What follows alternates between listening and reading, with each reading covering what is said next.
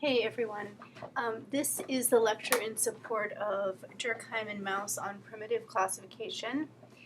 You discussed this along with Human Meaning of Religion, Du Bois, and Gilman with Deb the day that I had laryngitis and couldn't speak. But I wanted to give you just a few main points from the article so that you head into writing the midterm with good strength and confidence, and also so you understand a foundational piece of social theory with some depth as well. Okay. Okay, the main point in this article, which many of you mentioned in your two questions, shows up quite nicely summarized in Cavisto's introduction here. When he says that the way that we structure our world into classificatory schemas is determined by social relations. In other words, classifications derive from and indeed are reflections of pre-existing forms of social organization. So the main point, which I think that is more straightforward here, is just that we as humans differentiate things. We even think in terms of things are separate, there are lines between them, because there are lines between social forms, because humans tend to live in distinct social groupings. So that's the basic takeaway point. And I think that a couple of things. One is that although it is more simple just to state like that, if you think about what this actually means, that all forms of thought, therefore all reason, all science, all religion, things that we would classify such as art or not art because they are beautiful or not, or something like that, all forms of memory, all forms of nation versus nation derive from the very basic principle that humans are social beings, that they live in social organizations that have sort of distinct properties. So a bold statement from one of the creators of sociology that basically everything is social in nature. Just even the fact that we can think of the world of things, this thing different from this thing, is because humans are social animals and organize their lives in that way. Okay, so one, first of all, it's kind of a ballsy point. Two is that although the main point seems more straightforward, that all classifications derive from social classifications, I think that there's some nice, interesting points that Durkheim talks about why that is. So even if you get the main point about just like, social classifications lead to all classifications, I think even being able to trace through the argument about why that makes sense, what is the logic on which Durkheim is making that case, is something that's well worth getting from this article. Okay. Okay, and this is also just in reference to the two questions. A model question, Q1 for this one, would have just been, what are the origins of classification? And you could say classification of thought or just classification of things. And then it is good to note, this is a little shorthand for Durkheim, but basically in all his work on solidarity, on classification, on religion, on suicide, as you're going to see, the main answer to any question that Durkheim asks is, it's social organization. So here, what is the origin of classification in general? It's social organization. It's social classification. So please do keep this in mind as you read more Durkheim, and perhaps think back just a little bit about if social organization is the answer to any of the interesting questions that he asks. It shows you how you're going to get from the question to the answer a little bit more directly. Okay, so if Marx thinks that human nature is to labor, Durkheim thinks that human nature is to be social and to live in social groups. He doesn't really think of this like Marx does not, and pretty much no one thinks of it this way when they're talking about human nature. We don't really have a choice about this. It's not like we could say, well, I choose to be less social, or this group of people is just not really going to do the social thing. It's almost, I'm not going to say biological, because the social sciences have an ongoing struggle with biology to talk about why things are the way they are. This is a social theory, and so we're going to be talking about what evidence there is for looking at this socially. So the main thing, though, about human nature is just that it is a philosophical point, right? With Durkheim saying that the nature of humans is to live in social organizations, Marx saying the nature of humans is to labor. It's difficult. I say it's a philosophical point because it's one that no amount of empirical data one way or another would really convince us that were true or not. It's a sort of prior analytic assumption. So Durkheim starts from that the nature of humans is to live in socially differentiated groups. Okay. So Durkheim in Primitive Classification and also The Human Meaning of Religion starts out by talking about why he's looking at primitive societies. He says that that's because we see the essential building blocks of society in their most simple form, the primitive form. Before I go on, I must say, Eurocentric, racist, of course that's a racist conception. Even to look at some societies as just, simple, and we can see the, essential things because they haven't evolved that much, is of course like a position of power and looking down. That is characteristic of the overall thought, and certainly the academic thought in this time period that he's writing. Okay, just worth noting though. Okay. So he looks at primitive society because this is society he thinks in its most boiled down form. And he says, again, the origin of all classification is social classification. And he's not talking about socialness in general. And Durkheim is really never, when he's talking about social organization, talking about just an abstract concept of society, social organization. He's talking about very particular ways that people have of organizing themselves as social beings. So not just socialness as an abstract form, but sociality in its practical applied forms. So he's saying the fact that humans tend to live together in a differentiated way, not just as a big herd, is what leads us to think, reason, look at the relationships between things, because we can see those things as separate.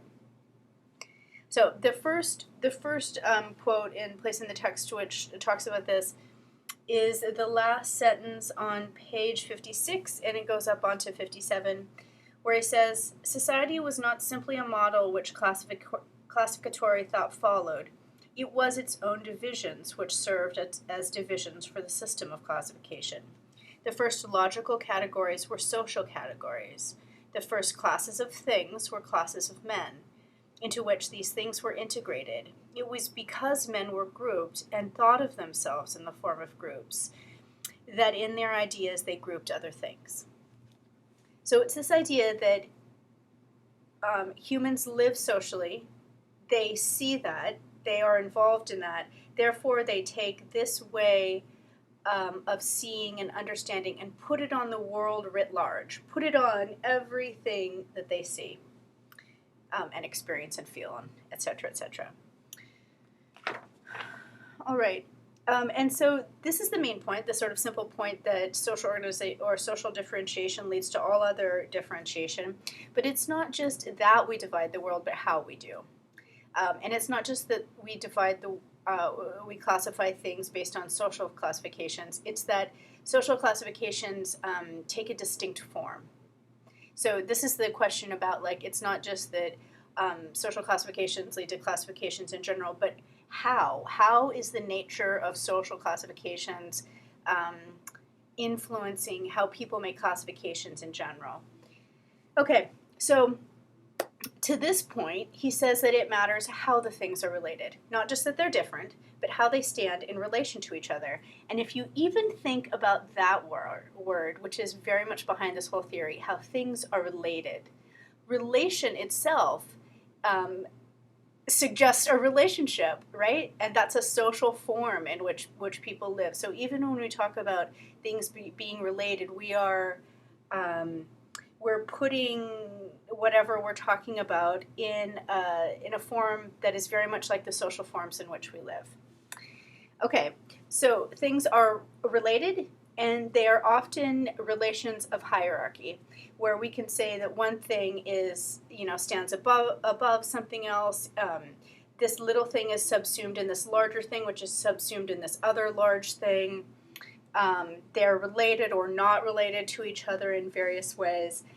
And here, when we talk about hierarchy with Durkheim, we're talking less about what we would think of in anthropology or sociology as social power, like race, class, gender, sexuality, etc. We're talking about just the hierarchical relationships of big and little forms of society. And he discusses this on page 57, the left-hand column, in the middle of the page, that first full paragraph, second sentence. It is because human groups fit one into another, the subclan into the clan into the moiety into the tribe, that groups of things are ordered in the same way. Skipping one sentence. And if the totality of things is conceived as a single system, this is because society itself is seen in the same way. Okay, so big to little parts. Things, and if you think about what that means in terms of logical concepts, it's like a little thing is often explained by a bigger thing, which is explained by a larger class of phenomena, right? But even the ability to say little thing, under bigger thing, Durkheim thinks, comes from the very fact that that is how our social relationships are organized as well. Okay. So it's hierarchical. It's also, and I think this is the more subtle and I think, frankly, sometimes a little baffling point of this article. It's not just that they're hierarchical, it's that they're invested with sentiment. The relationships between things in the world that we see invested with sentiment. We see things as part of their thingness is not just that they're related, but where they oppose each other. And I think these are some of the things that he's talking about when he's talking about sentiment. Let me see. The fact that we invest classification schemes not just with separateness, but with some sort of animosity between the different things. Otherwise, and maybe not animosity, it's almost sort of like when you situational polarity, like when you put two magnets a certain way and you can't force them together, they won't join, right? So it's almost like that there's some way that these categories, we design or think about these categories in ways in which they can be separate, right? They're not going to just subsume one into the other. They're going to stay in that sort of polarized relationship. So to take just a basic example, we can think about things like a certain social situation. We'd say, well, there's many different ways to explain it, even within the social sciences. There's the politically oriented explanation where I say people are doing this for political reasons. There's the religious explanation of something. We think people are acting based on faith communities or something. So in this case, the political explanation is opposed to the religious explanation. It doesn't mean that in everyday life those things are ever actually separate, but that we can think about them as two distinct things. Distinct, they are related in certain ways, right? Related, but there is that polarity between them, so that they are they're not mutually exclusive, but they're distinct, right? There's a line between them. There's a border between them. All right.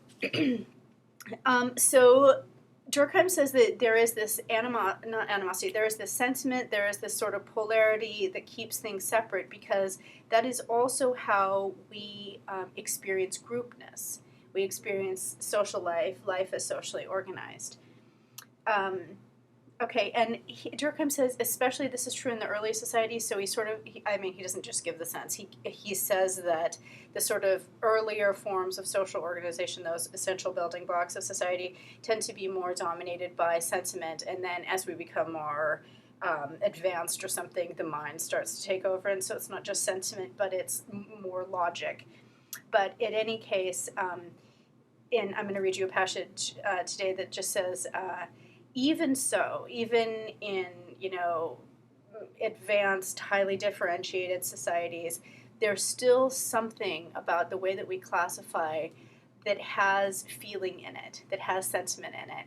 And if you think about also what this means for things that Durkheim's trying to explain, right? Like that social organization is the main wellspring of science, of thought.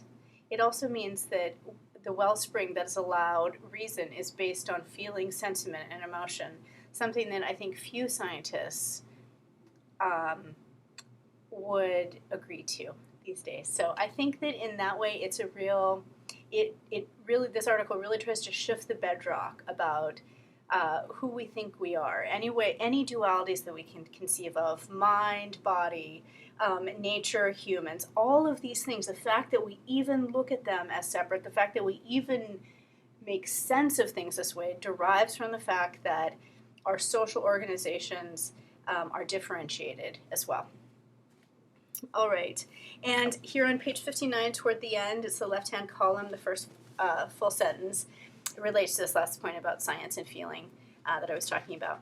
He says, thus the history of scientific classification is, in the last analysis, the history of the stages by which this element of social affectivity, sentiment, has progressively weakened, leaving more and more room for the reflective thought of individuals.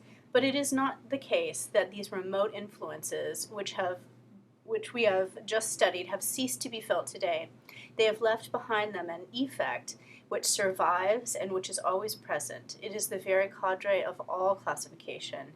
It is the ensemble of mental habits by virtue of which we conceive things and facts in the form of coordinated or hierarchized groups. Okay, so I'll leave it there, but a quite provocative claim from Durkheim, I think, but lovely. Oh, hold on. My computer has locked me out. All right, I shall see you in the next video.